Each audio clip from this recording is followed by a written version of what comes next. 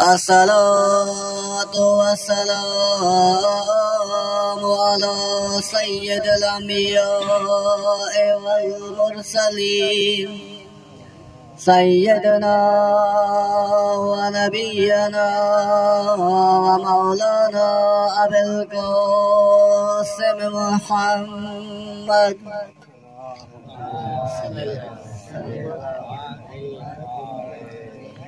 व आलिहि तय्यबीन अत्ताहिरीन अल्लज़ीन अज़हबल्लाहु अन्हुमुर रिज्स व तहरहुम तत्हीरा।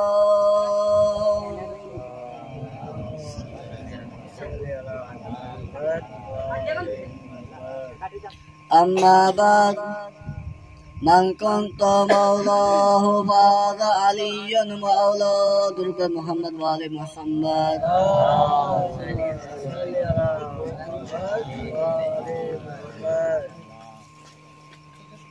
सब तारीफ़ो खालिक अकबर जो जंहिं जहान ख़ल्क़ कयो आहे, जेको जहान जो खालिक बि आहे त मालिक बि आहे, जेको जहान जो खालिक बि आहे ऐं जहान जो मालिक बि आहे। ऐं उन खालिक अकबर हिन जहान में इंसान ज़ात ख़ल्क़ कई ऐं उन ज़ात खे अल्लाह तबारी व ताला हिकु रुतबो ॾिनो, हिकु मनसब ॾिनई। पूरी तवज्जो हुजे।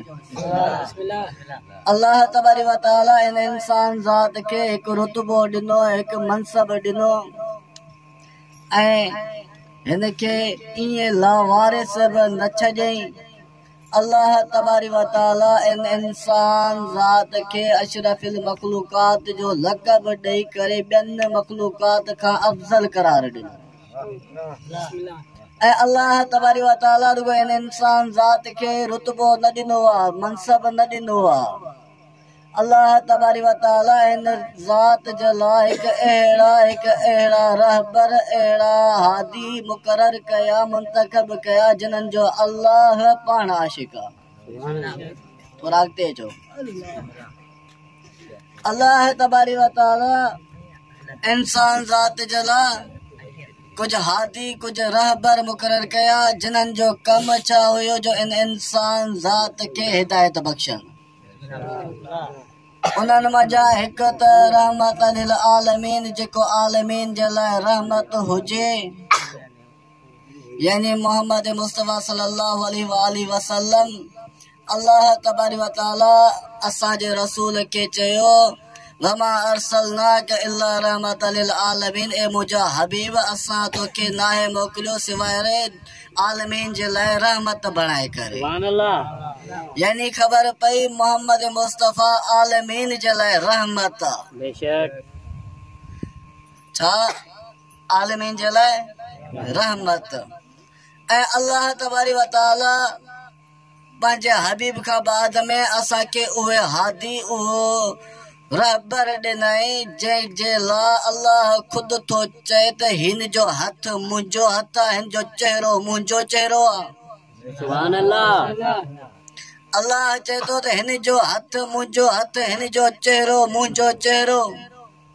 ऐं अल्लाह जो रसूल थो चए, या अली यो अंत बे मंज़िलतिल काबा, या अली यो अंत बे मिस्लिही काबा, या अली तव्हां जी मंज़िल काबा वारी, या अली तव्हां मिस्ले काबा आहियो।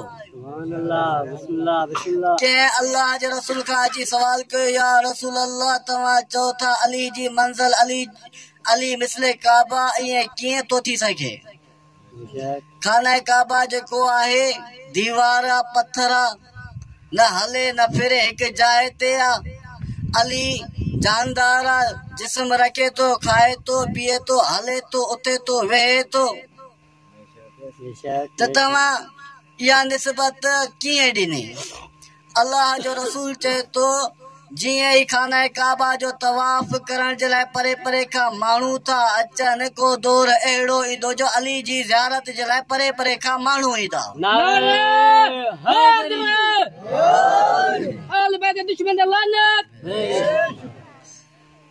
अल्लाह जो रसूल चयो, को दौर अहिड़ो ईंदो जो परे परे खां माण्हू अली जी ज़ियारत जे लाइ ईंदा। हाणे ज़ियारत अल्लाह जो रसूल चए थो ज़िक्रो अली इबादत, अली जो ज़िक्र करण इबादत आहे। सुभान अल्लाह। जीअं अल्लाह जो रसूल चयो क़ुरान मां अली, अली मां क़ुरान, क़ुरान अली सां गॾु आहे, अली क़ुरान सां गॾु आहे। हाणे क़ुरान खे ॾिसण बि इबादत आहे। अल्लाह जो रसूल चयो क़ुरान खे ॾिसण इबादत, क़ुरान खे पढ़ण इबादत, क़ुरान खे ॿुधण इबादत। त हाणे अल्लाह जो रसूल चए थो अली जो ज़िक्र करण इबादत आहे। सुभान अल्लाह।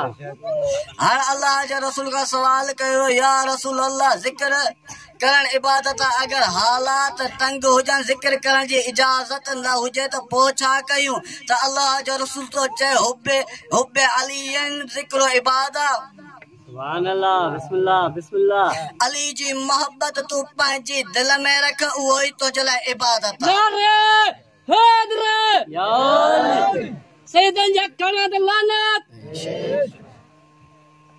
त अली जो ज़िक्र करण इबादत आहे, अली जो चेहरो ॾिसण बि इबादत आहे, अली जी मोहब्बत तव्हां पंहिंजी दिल में रखो उहो बि इबादत आहे।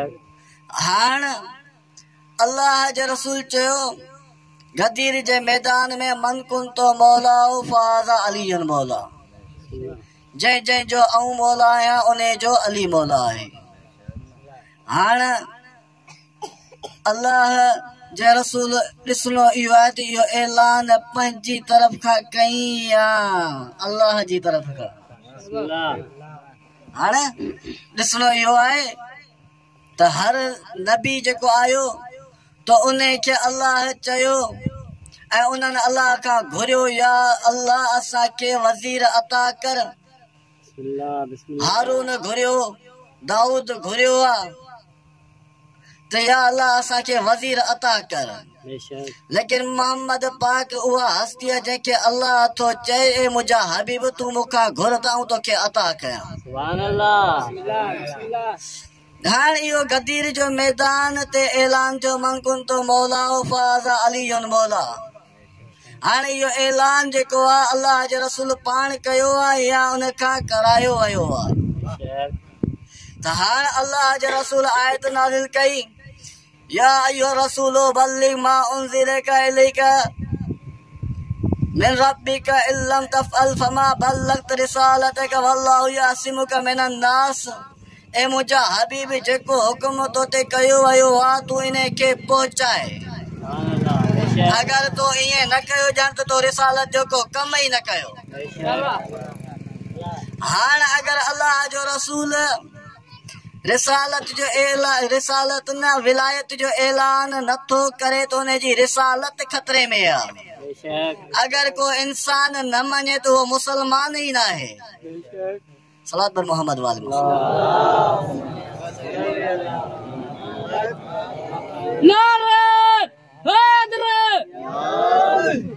हाणे ॾिसणो इहो आहे त इहो जेको ख़लीफ़ो मुंतखब थिए थो त हाणे अल्लाह जी तरफ़ खां हूंदो आहे या त इंसाननि जी तरफ़ खां हूंदो आहे। इहा मूं कंहिं मजलिस में हिकु आयत पढ़ी सूरह बकरा आयत नंबर 30 सिपारो पहिरियों इन्नी जाइलुन फिल अर्दी ख़लीफ़ा। त जॾहिं अल्लाह तबारक व तआला हज़रत आदम अलैहिस्सलातु वस्सलाम जन जो जिस्म मुबारक ठाहियो उन में रूह अञा फूके कोन, फूकण वारो हो त तमाम मलाइका खे चई त आऊं हिकु ज़मीन में ख़लीफ़ो बणाइण वारो आहियां। न को इहो चई जो तव्हां मूंखे ॿुधायो त आऊं ख़लीफ़ो कंहिंखे बणायां। त अल्लाह जो रसूल चयो, अल्लाह तबारक व तआला चयो मलाइका खे आऊं हिकु ख़लीफ़ो बणाइण वारो आहियां। न कि ईअं चइजो तव्हां ॿुधायो त आऊं कंहिंखे बणायां,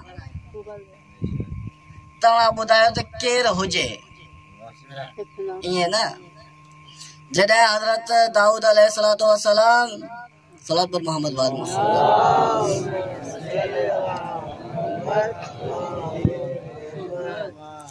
त हज़रत इस्माइल अलैहिस्सलाम जन खे पंहिंजो वज़ीर मुंतखब कयो नंढी उमिरि में, त उते वारा एतिराज़ करण लॻा, चवण लॻा त त असां हिन ॿार खे पंहिंजो ख़लीफ़ो पंहिंजो रहबर कीअं क़बूल कयो चवण लॻा असां हिन ॿार खे नंढो ॿार इन खे पंहिंजे मथां कीअं आणियूं लिहाज़ा ॿार जी असांखे हुकूमत क़ाबिल क़बूल न आहे अल्लाह तबारी व ताला उन्हनि खे पंहिंजे हबीब दाऊद अलैहिस्सलाम खे चयो ए मुंहिंजा हबीब तूं वञी हिननि खे चओ त ही सभु जा सभु पंहिंजूं असाऊं खणी तो वटि अची खणी अचनि असां यानी लठ हज़रत मूसा वटि हूंदी या मशहूर आहे मूसा जे नाले सां त हज़रत मूसा अलैहिस्सलाम लठ खणी हलंदो उनखे असां चवंदा हुया त अल्लाह तबारी व ताला हज़रत दाऊद अलैहिस्सलाम खे चयो ए मुंहिंजा हबीब तूं इन्हनि खे चओ त ही पंहिंजूं असाऊं खणी तो वटि अचनि ऐं तूं इन्हनि असाउनि खे खणी वञी हिकु कोठीअ में रख ऐं उनखे लॻाए तालो ऐं उन्हनि खे इहो चओ जंहिंजी लठ में गुल ऐं पन हूंदा त उन खे वज़ीर मुंतखब कयो वेंदो जंहिं महिल हज़रत दाऊद अलैहिस्सलाम इहो ऐलान कयो त इन ते बनी इसराइल वारा सभु जा सभु मुतफ़िक़ थी विया राज़ी थी विया ऐं चवण लॻा त असां इन ते राज़ी आहियूं जंहिं महिल पंहिंजूं असाऊं खणी आया हज़रत दाऊद अलैहिस्सलाम खे ॾिनई त हज़रत सुलेमान अलैहिस्सलाम जन जी बि असा हुई उन में त सभु जूं सभु असाऊं खणी हज़रत दाऊद अलैहिस्सलाम हिकु कमरे में रखियूं ऐं उन्हनि खे चई तालो बि तव्हां लॻायो ऐं ताले जे मथां जेका मोहर लॻंदी आहे उहा बि तव्हां हणो मथां सुभाणे ईअं चओ त दाऊद जी का हरकत आहे जंहिं महिल असां रखियूं हुयूं राति पूरी असां उते गुज़री रहियूं जंहिं महिल सिज उभरियो जंहिं महिल वापसि आया त तालो बि पाण खोलियऊं असां खणी ॿाहिरि बि पाण आया निशानियूं बि पंहिंजूं लॻल हुयनि जंहिं महिल ॾिठाऊं त हज़रत सुलेमान अलैहिस्सलाम जन जी असांखे जेके हुया पन बि हुया त गुल बि हुया हज़रत सुलेमान नबी हो सल्तनत हुयसि हुकूमत हुयसि बादशाहत हुयसि लेकिन उनजो हिकु दारो मदार उन हिकु मुंडरीअ में रखियल हुयसि जेसीं ताईं हथ में मुंडरी हुयसि तेसीं ताईं बादशाहत हुयसि उहा विञाइजी वयसि दरिया में त बादशाहत खसिजी वियसि वरी कंहिं मच्छीअ जे ज़रिए सां उहा मुंडरी वापसि मिलियसि बादशाहत वापसि मिलियसि सुलेमान नबीअ खे लेकिन उहा ई मुंडरी मौलाए कायनात अमीरुल मोमिनीन अली इब्न अबी तालिब अलैहिस्सलाम मस्जिद नबवी में हिकु साहिल आयो उन अची सवाल कयो को आहे को सखी जो मूंखे ॾियण वारो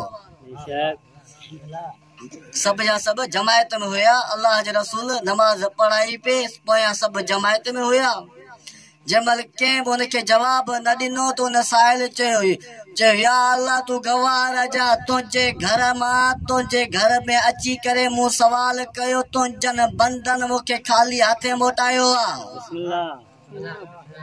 जंहिं महिल इहे जुमिला मौला अली अलैहिस्सलाम ॿुधा मौला अली अलैहिस्सलाम हथ जी आङिरीअ सां इशारो ॾिनो आहे साहिल हथ मां इहा मुंडरी खणी थो वञे उहा ई मुंडरी आहे जेका बादशाहत जो दारो मदार थी हलाए सुलेमान जो जेको पूरी बादशाहत सुलेमान जी ज़कात में अता करे त उन जी पंहिंजी प्रॉपर्टी केतिरी हूंदी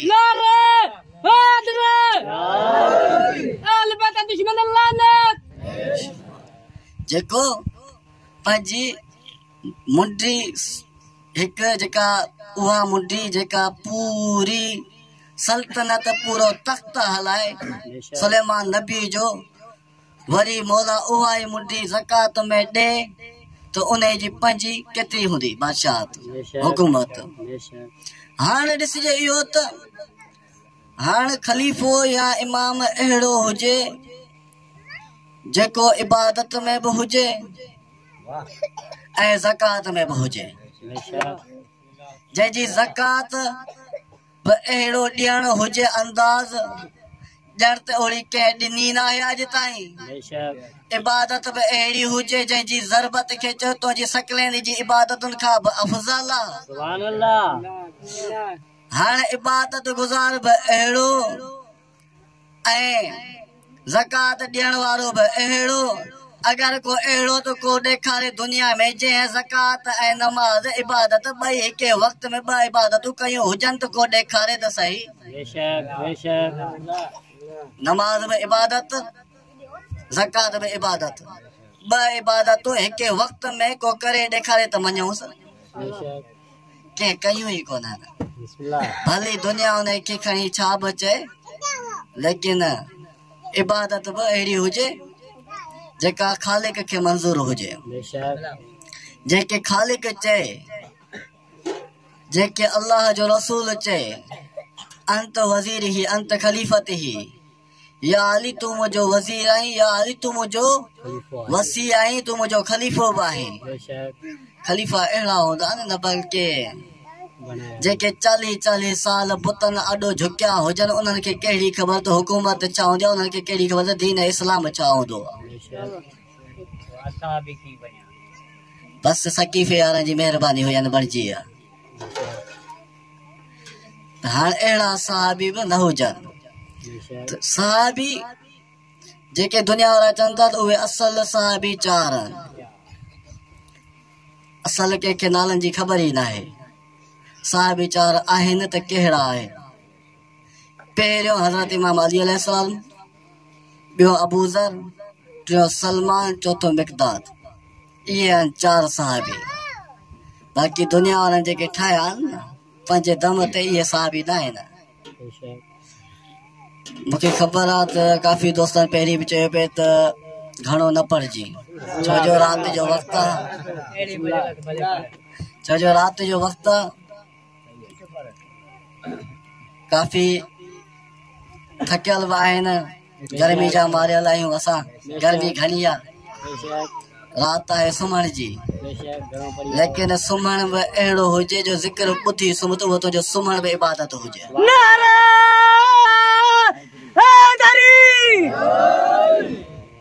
हाणे ख़लीफ़ो अहिड़ो हुजे जेको इबादत में बि बुलंद हुजे जंहिंजो वजूद बि बुलंद हुजे जंहिंजे चेहरे खे ॾिसण में इबादत हुजे जंहिंजे हलण मां बि ख़बर पए त हीअ अलाह वारो ख़लीफ़ो आहे सकीफ़े वारनि जो न हाणे मौला अली अलैहिस्सलातु वस्सलाम जॾहिं रसूल जी वफ़ात खां बाद में 3 ख़लीफ़नि जे दौर खां बाद में जंहिंमहिल मौला खे ख़िलाफ़त जी दावत मिली त आख़िरी जुमिलो आहे त जंहिंमहिल मौला मस्जिद नबी में दाख़िल थियो त दुनिया वारा चवण लॻा त अगरि मौला वेठो पहिरें मिंबर जा हूंदा आहिनि 4 ॾाका तव्हां ॾिठा हुआ अलाए न त उहो मिंबर रसूल खे मिलियो हो गिफ्टी तौरु छो जो रसूल लठ खणी हथ में ख़ुतबो ॾींदो हो मस्जिद में कंहिं सहाबी उहो मिंबर गिफ्ट कयो या रसूल तव्हांजो बीहण असांखे मुनासिब नथो लॻे ज़ईफ़े में तव्हां थकिजी था पओ त हीउ मिंबर तो इन ते वेही करे तव्हां तकरीर कंदा कयो ख़ुतबा ॾींदा कयो मौला जंहिंमहिल रसूल जी वफ़ात थी वई पहिरियों ख़लीफ़ो उन खां हेठि ॾाके ते वेठो उहो वियो ॿियों ख़लीफ़ो आयो उन खां हेठि थोरो वेठो उहो बि वियो आयो आख़िरी 3 ख़लीफ़ो आख़िरी ॾाके ते वेठो उहो बि वियो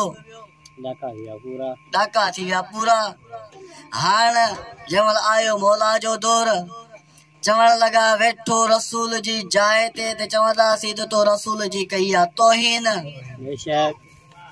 तो छा कई आहे मौला खे चवंदासीं हुननि सोचो त अगरि वेहंदो पहिरें ते त चवंदासीं कई आहे त तौहीन ॿिया ख़लीफ़ा न वेठा तूं छो वेठे अगरि वेठो पहिरें ख़लीफ़े जी जाइ ते चवंदासीं त पहिरें ख़लीफ़े जी ख़िलाफ़त खे क़बूल कयो अथसि अगरि वेठो ॿिए ते त असां चवंदासीं ॿिए जो हिमायत में आहे अगरि वेठो 3 ते त असां चवंदासीं 3 जी हिमायत में आहे लेकिन मौला जंहिंमहिल मस्जिद नबी में दाख़िल थियो पहिरें ॾाके ते क़दम रखियईं बे डाके ते कदम रखें, टे डाके ते कदम रखें, चौथे डाके ते बई कदम रखी करे बिही रहियो को कोने मां उठी करे चए थो ए या अली तो छा कयो तो रसूल जी शान में गुस्ताखी कई आ।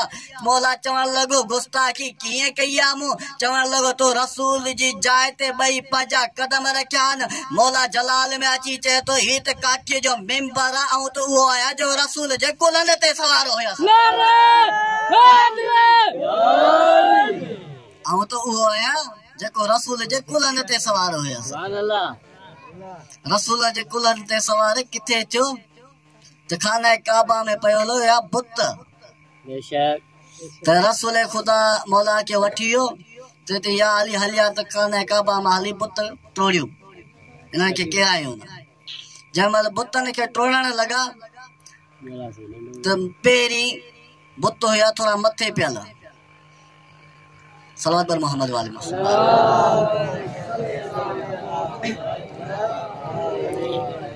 मौला चयो या रसूल अल्लाह आऊं हेठि थो थियां, तव्हां मुंहिंजनि कुलनि ते सवार थियो, तव्हां बुत टोड़ियो।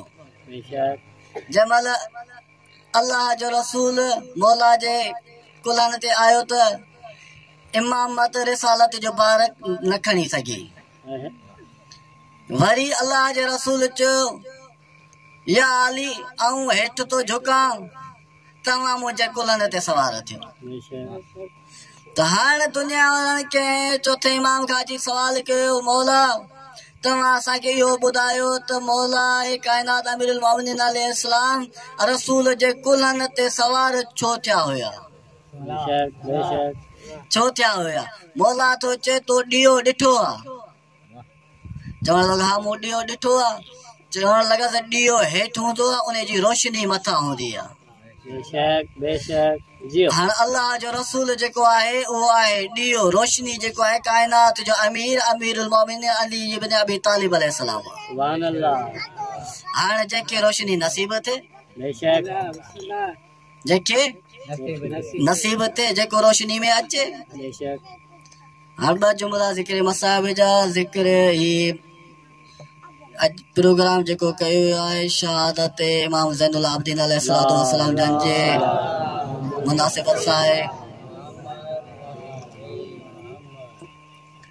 त मौला करबला में जंहिं महिल खेमनि खे बाहि लॻाई वई त बीबी ज़ैनब कुबरा जुमला थी चए त हिकु मलून खेमनि जी तरफ़ दाख़िल वेठो। बीबी चयो ऐं इज़तदार हुयसि, अली जी धीउ हुयसि, त मूं पंहिंजे पाण खे बचाइण जी कई। ज़ालिम क़रीब आयो, मुंहिंजे सर तां चादर बि लथई ऐं मूंखे ताज़ियाना बि हई। ऐं बीबी जुमला थी चए त हिकु मलून खेमे में दाख़िल थियो। सैयद सज्जाद बीमार हुयो, बीमारी जे बिस्तर ते हुयो। मलून जुरत करे उहो बिस्तर ईअं मौला जे हेठां खयो आहे जो मौला बिस्तर तां ज़मीन ते आयो। हज़रत हुसैन मौला जी मुसीबतूं आहिनि। मौला रुगो करबला खां शाम, शाम खां कूफो जी बाज़ारुनि में कैदी बणिजी हलियो आहे। हथनि में रस ज़ंजीरूं आहिनि, गर्दन में तोक जंहिंजा निशान अॼु ताईं बि बाक़ी आहिनि। जंहिं महिल कंहिं रस्ते ते पहुता त मौला जंहिं महिल असीर बणिजी कैदी बणिजी विया पिए त मौला हिकु जाइ ते पंहिंजो टंगू खोले हीअं वेही रहिया। त हिकु मासूम मां अचे थी, चए थी भाउ तव्हांजा कदम ईअं छो खुलियल? चए थी मासूमा मुंहिंजा पेरनि में कंडा लॻल आहिनि। उहे मासूमा उहे हिकु हिकु कंडो करे कढियो आहे। मौला थो चए त को मूंखां इहो पुछण वारो न हुयो जो तुंहिंजनि भेणनि मां तुंहिंजनि मस्तूरात मंझां कंहिं जन पेरनि में कंडा लॻा हुया। हज़रत हुसैन कैद खाना बि अहिड़ा कैद खाना हुया जो के कैद खाना अहिड़ा हुया जिन जे मथां छित न हुई। के कैद खाना अहिड़ा हुया जिन्हनि खे को रोशनदान बि न हुयो, का रोशनी जो नंढड़ो सोराख बि जेको थिए थो इहो सोराख बि न हुयो। मौला चए थो त मूंखे मुंहिंजी भेण जे सुवालनि जेको आहे न वॾो रुआरियो आहे। मूंखे तकलीफ़ में मुंहिंजी भेण जे सवालनि ॿुधायो पहुचायो। मौला चए थो हिकु सुवाल मुंहिंजी भेण मूंखां कयो त सुबुह जो टाइम जंहिंमहिल पखी गुज़रंदा हुया त खेमनि जे मथां छत, ज़िंदान जे मथां छत न हुई। जब सुबुह जो पखी मटंदा हुआ त भेण मूंखां पुछंदी हुई, भाउ ॿुधाए त हीअ पखी केॾांहुं था वञनि। जंहिंमहिल शाम जो मोटंदा हुआ त भेण मूंखां पुछंदी हुई त भाउ हीअ पखी केॾांहुं था वञनि। भेण रोई करे, भेण खे भाउ रोई करे चवंदो हो, भेण हीअ पखी हींअर शाम जे वक़्त में पंहिंजे वतन वापसि मोटी था वञनि। भेण रोई करे चवंदी हुई, भाउ छा असां केॾी बि कॾहिं पंहिंजनि वतन वापसि मोटिजी वेंदा आहिनि या न हिते ज़िंदान में ई मरी वेंदा आहिनि। हा दादा हुसैन जंहिंमहिल मलौन मौला सजाद खे ज़हर ॾिनो त मौला जा असहाब ऐं मौला जे घर वारा मौजूदु हुया। को पाणी पियो खयो अचे त को शरबत खयो पियो अचे।